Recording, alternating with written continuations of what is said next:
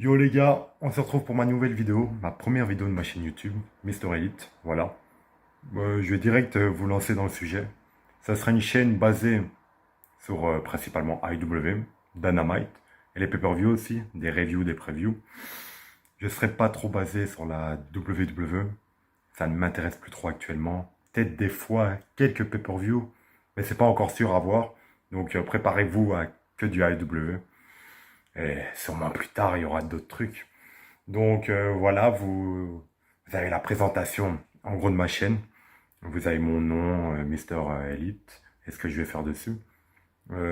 Plus personnellement, bah, je m'appelle Kevin. J'ai 18 ans, je suis belge. Voilà, fan de catch. Euh, et voilà, c'est une simple présentation de base. Je ne suis pas encore trop à l'aise en cam, vu que c'est ma première fois, mais bon, on va faire comme on peut. Vu que je suis le meilleur et que je vais devenir le meilleur youtubeur catch. Donc, je vais vous parler de Dynamite du 3 juin, qui a eu lieu hier. C'était à Jacksonville, en Floride. Je regarde, vu que je suis une mère, je ne sais rien mémoriser. Donc, ils ont commencé le show avec une petite vidéo pour le mouvement Black Lives Matter. On lève le point. Voilà, faut pas oublier, ça, c'est vraiment un grand respect à AEW pour ça. Ouais, fallait vraiment commencer le show comme ça. Là, sinon, il y aurait eu des gens qui auraient fait ah, mais le Black Lives Matter, on sait. On sait. Donc, calm down. Voilà, donc il y a eu ça. L'opener. Kip Sabian et Avoc avec Penelope Ford ont affronté Hangman Page et Kenny Omega. Pour un opener, waouh, c'était vraiment bien. C'était vraiment très bien. J'ai grave kiffé ce combat. Ça change de la WWE où t'as des combats avec 4 pubs au milieu et des combats inutiles, merdiques. Euh, donc, ouais, le combat était vraiment bien. J'ai grave kiffé. Il y a eu des bons spots. Il y a le spot de fin, entre guillemets, avec Penelope Ford qui intervient et qui est viré. Excusez-moi si je regarde un peu partout, c'est pour me remémorer les idées. Euh, non, le combat était grave bien. Kenny Omega, bah, un des meilleurs catcheurs au monde, un des meilleurs catcheurs de l'histoire, on peut dire maintenant. Bah, ils ont conservé leur titre. Toujours pas de turn Dogman Page. Ça fait des mois qu'on l'attend, cette turn. Toujours pas de turn. Et ouais, c'était un bon opener. Hâte de voir les Best Friends les affronter à Fighter Fest. Fighter Fest d'ailleurs qui sera gratuit. Ça se passera en deux nuits et ça remplacera les Dynamite. Tony Khan en fait il a clairement fait ça pour nous donner un pay-per-view gratuit. C'est pas Vince McMahon quoi. Donc ouais encore une fois AEW ça montre que ça pense à leurs fans quoi. Simple, c'est clair. Alors après, ah oui, après il y a eu Brian Cage contre Sean Dean. Bon, un squash. Voilà, Brian Cage, clairement, il est mis là. En plus, avec Taz de Suplex Machine, ben, il peut être que là, quoi. Vraiment, c'est futur champion. Ça m'étonnerait pas qu'il batte Moxley à Fighter Fest, clairement. Donc ouais, après le combat, il y a Taz qui a fait une petite promo en parlant de Moxley. Ah ouais, la semaine passée, comment t'as pu rigoler, t'as pu t'en foutre, comment t'as parlé à Brian Cage, la machine, etc. Puis t'as Moxley qui arrive, qui te fait une promo en mode comment tu me parles, Taz. Moi non plus tu me connais pas. Et tu vas voir que quand on veut me prendre mon titre, tu vas voir le vrai Moxley. Et c'est ça qu'on veut, bordel. C'est pas le Moxley de la WWE qui porte des putains de masques à gaz inutiles. Là. Non, là, il est là pour se battre, pour se donner à fond et on va avoir un bon combat. Peut-être la fin du règne de Moxley contre Brian Cage, ça me dérangerait pas. Mais ouais, non, bonne promo, bien violente de Moxley. Taz, excellent. Il accompagne bien Brian Cage, tu vois, ça donne un truc à Brian Cage. Donc ouais, c'était un bon début de show, vraiment un bon début de show. Vraiment, moi j'ai grave kiffé en tout cas. Je sais pas vous, mais moi j'ai grave kiffé. Donc après, on a eu un petit segment, c'est vrai, Lance Archer avec Jake the Snake, où il était en train de défoncer un jobber, ou je sais pas c'était qui. Il défonçait, et il a dit, vous voyez, quand je dis que je vais tuer quelqu'un, je vais vraiment le tuer. Puis, il a aussi dit qu'une défaite, ça n'allait pas l'arrêter. Ça, c'est sûr, on le savait. Lance Archer, AEW, ça se voit qu'ils ont des bons plans pour lui. Peut-être un futur tir mondial, un titre mondial, peut-être. Faut voir. Mais en tout cas, ouais, ça donne de la hype quand même. Lance Archer, un bon catcheur, vraiment, ça donne de la hype. Donc, après ça, on a eu le segment avec le Private Party et avec Matt Hardy. Donc, il y a Private Party qui ont un peu rigolé en mode bois un verre, t'as blessé au genou, il ira mieux. Puis Matt Hardy est arrivé. Il leur a dit qu'il les respectait, qu'il les remerciait pour le combat de la semaine passée parce que ça l'a permis de retrouver des sensations et qu'il leur faisait repenser à lui et son frère plus jeune. Donc, ouais, clairement, c'était aussi un bon segment. Private Party aussi qui ont fait euh, Private Hardy ou un truc comme ça. Je sais plus exactement. Mais bref, ils ont fait une petite blague comme ça de clan. Puis Matt Hardy a dit ouais, ouais, c'est ça. Et il est parti en mode ça sera pas, je pense. Puis il y a eu Sammy Guevara quand Matt Hardy est parti. C'était Sammy Guevara, il est extraordinaire. C'est clairement un des meilleurs catcheurs du monde. Ultra sous-coté ce catcheur. Personne n'en parle. J'entends personne parler. Clairement un des meilleurs catcheurs au monde. Sammy Guevara qui était avec son petit déambulateur de vieux là. Ouais, je le kiffe ce catcheur, je le kiffe. Donc, ouais, après ça, il y a une vidéo promo de AEW Fighter Fest, comme je vous l'ai dit, qui remplacera deux Dynamite pour qu'on les gratuit tout simplement. Euh, Puis ils ont montré, après ça, ils ont montré l'affrontement Jericho Tyson, qui était clairement une copie de Tyson Austin, tu vois. Tyson Austin, sauf que c'est un des meilleurs segments, tu vois. Là, c'était pas nul, mais bon, c'était pas terrible. Ça se voit qu'ils ont essayé de faire une blague, tourner ça en dérision. Ça m'a pas trop pris, tu vois. Pas trop. Mais ça va, tu vois. Après Tyson, Jericho, on aura peut-être un combat. Pas trop épais, mais à voir, quoi. Peut-être que le combat, ça va être un petit squash. Tyson qui donne une droite à Jericho, fini, tu vois. Parce que je vois pas Tyson, c'est bien, c'est pas pour perdre, quoi. Donc après, on a eu Colt Cabana contre Chris Jericho, accompagné de Guevara et de Jack Hager. Le début de ce combat, avec Guevara qui chante le theme song de Jericho. Whatever become, now that I've betrayed, everyone I've ever loved, I push them all away. And I've been a slave to the just in my mind. Is there something left for me to save in the wreckage of my life? My life, I become, hey, I become. Pardon. Meilleur catcheur au monde, Jericho, meilleur theme song. Et Guevara, wow, incroyable. Donc, le combat, ça a été un combat pas terrible, un combat normal, on va dire. Et la fin, ça a été Colt Cabana qui allait sur la troisième corde. Et au moment où il s'est retourné, il s'est pris un Judas Effect. Et le tombé, bien sûr, il a suivi.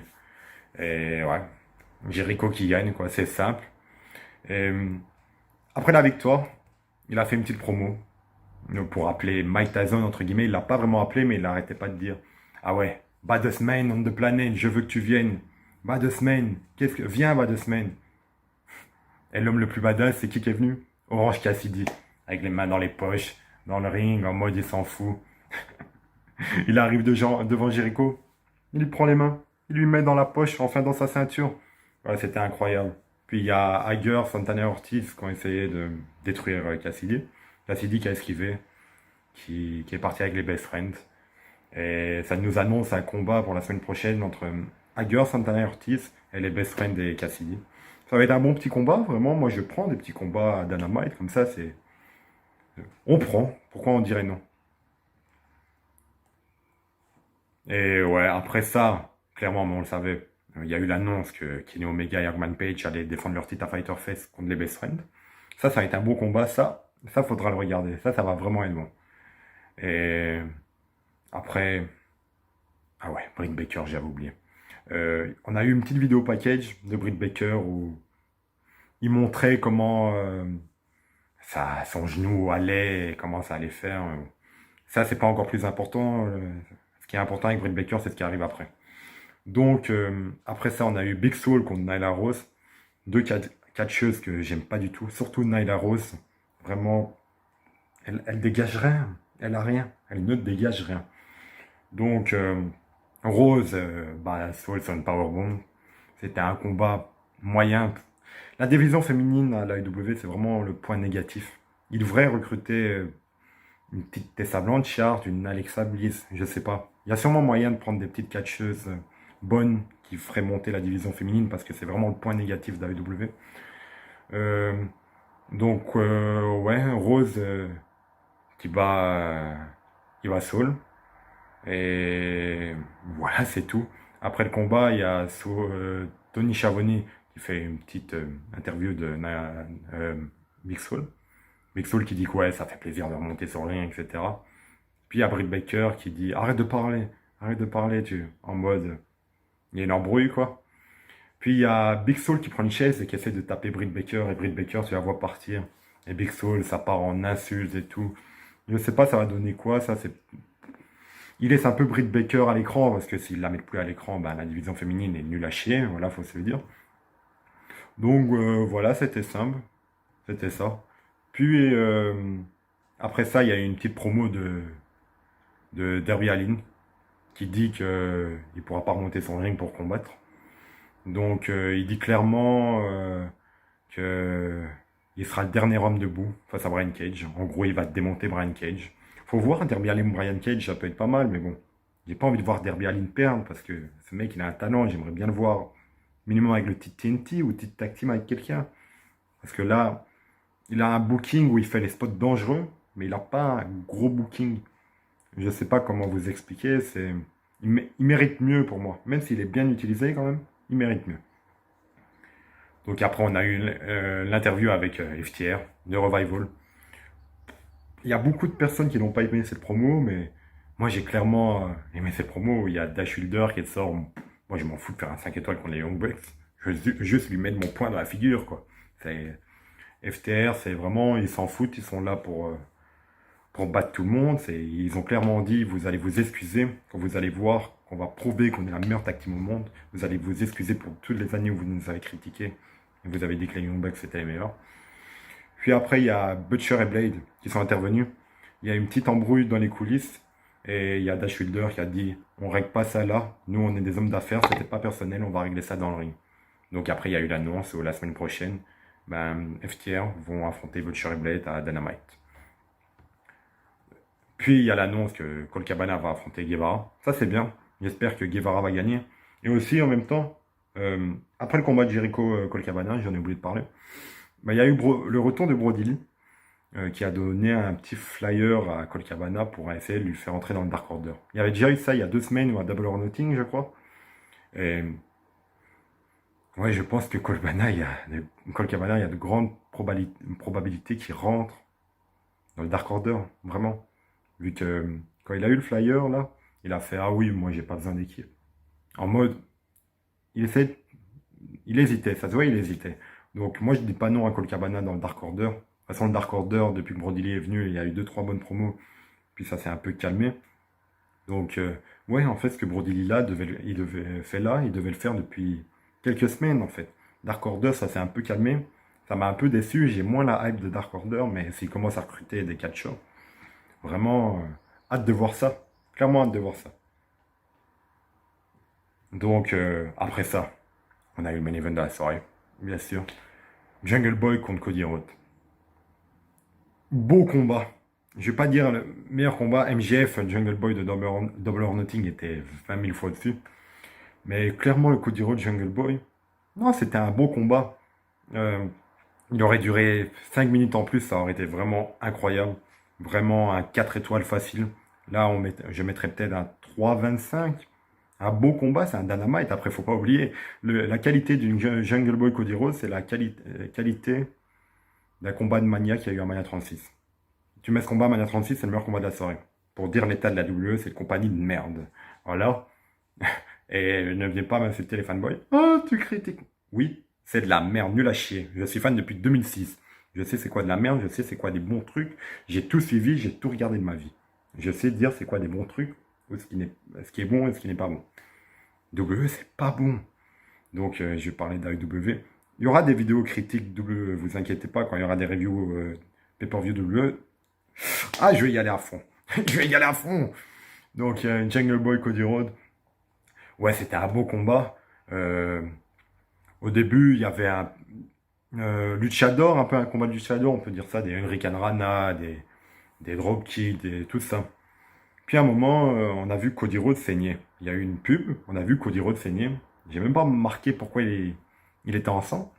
Et pendant qu'il était en sang, il y a Jungle Boy qui s'embrouillait avec MJF. MJF qui lui disait « Comment ça se fait que tu as une opportunité pour le titre avant moi? Tu vas en découdre maintenant? Vas-y, viens, on en découd. » MJF, meilleur catcheur au monde, clairement, un des meilleurs heels de l'histoire. Je comprends pas comment ça se fait qu'il n'est pas encore dans le main event, mais ça va sûrement pas tarder. Donc ouais, il y a eu ça. Puis quand on se retourne vers Cody, on le voit en sang. Vraiment en sang. On ne sait pas comment il a eu ça, mais en tout cas, il était en sang. Donc après, le combat a continué. Un combat normal avec des topés, tout ça, voilà. Un beau combat. Puis il y a le spot final où Jungle Boy Cody était sur la troisième corde. Et ils font tomber sur la table à l'extérieur du ring, mais l'impact était violent. La table est là. Ils vont taper le sol en fait. Il y a pas eu. La table n'a pas retenu le choc en fait. Ça a direct été. C'était un spot vraiment incroyable. Cody qui s'est relevé, qui a ramené Jungle Boy sur le ring. Et c'est là mon petit regret que j'aurais voulu que peut-être qu'il se relève du Crossroad ou. Mais malheureusement non. Cody, Crossroad et victoire. Puis il y a Dustin Rhodes, Brandy Rhodes et toute la bande en Anderson qui ont célébré avec les feux d'artifice. Jungle Boy, Cody, respect. Et ouais, ça clore ce Dynamite. Et clairement, c'était un bon Dynamite, ça passe bien. Après, Dynamite, ils font ce qu'ils peuvent dans les circonstances actuelles, où on ne peut pas vraiment avoir de public et pas faire les grandes rivalités qu'on voudrait. Mais non, moi j'ai vraiment aimé le show. Dynamite, en fait, ce qui est bien comparé au Raw SmackDown, et même NXT, c'est que ça passe bien. Le show dure 2 heures et tu le vois pas passer. Alors, Dynamite, c'est vraiment bon. Ceux-là qui ne regardent pas Dynamite, vous devez regarder, vraiment, c'est incroyable. Donc, ouais, on en a fini pour le show. Donc, je vais mettre le show un peu de côté et parler. J'ai fait la présentation du début, mais je vais un peu plus développer parce que, bon, au début, j'étais pas très à l'aise. Là, ça y est, je suis complètement à l'aise. Donc, vous inquiétez pas, ça va être plus clair. Donc, je vais tout réexpliquer. Donc, ma chaîne sera une chaîne review preview AEW, Dynamite et les pay-per-view. Aussi les Dark, voilà, ça j'ai oublié, les Dark. Donc il y aura une vidéo le mercredi, Dark, review. Jeudi, Dynamite review. Et samedi, ça sera un peu, on parle de la semaine, ce que je voudrais voir, les news, les rumeurs. Ça sera une petite vidéo comme ça, donc ça sera un format de 3 vidéos par semaine. Et je ne sais pas encore si je vais faire des reviews de Raw et SmackDown, ça me donne vraiment pas envie, vous voyez. Donc ça sera pay-per-view, WWE, je les ferai, vu que je les regarde encore, les pay-per-view WWE, je les ferai. Mais vous allez voir que j'ai pas envie de faire ça. Donc c'est vraiment parce que, on va pas se mentir, avec WWE, personne n'en parle, à part Toonami et la team de Stury qui commente. Je suis sûrement un des premiers qui va faire full AEW. Donc voilà. Donc ouais, clairement c'est ça. Je remercie mon monteur qui m'a fait mon overlay, ma miniature qui m'aide, Elvin. Voilà, on ouvre cette chaîne à 2, c'est un départ. Il n'est pas trop fan de catch, mais il a pris son temps clairement pour m'aider et je te remercie Elvin pour ça. Donc ouais, voilà. Donc c'est la première vidéo, vous voyez, j'ai essayé de faire en gros ce qui s'est passé à Dynamite. Voilà. Aux prochaines vidéos, vous allez voir ma personnalité ressortir. Je vais être un peu plus à l'aise. Je vais parler plus tranquillement. Parce que là, je parle vite. On dirait un excédent de la vie. Hein, donc voilà. Ouais. C'était Mr. Elite. Voilà. Pour Dynamite. Meilleur show de catch. Abonnez-vous, commentez et likez. Et nous, on se retrouvera samedi pour les news et rumeurs AEW. Bye tout le monde.